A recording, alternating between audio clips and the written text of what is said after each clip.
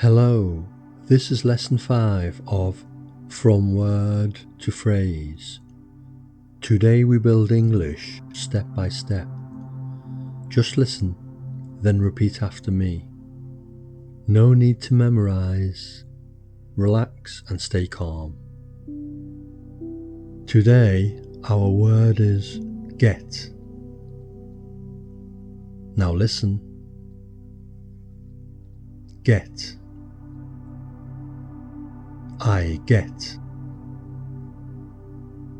I get this. I get this now. I want to get this now. Now, repeat after me. Get. Get. I get. I get. I get this. I get this. I get this now. I get this now. I want to get this now. I want to get this now. Good. Now listen. I don't get. I don't get this. I don't get this now. I don't want to get this now. Now, repeat after me. I don't get. I don't get. I don't get this. I don't get this. I don't get this now. I don't get this now. I don't want to get this now. I don't want to get this now. Very good. Now listen and repeat. I don't get this now, but I get it later.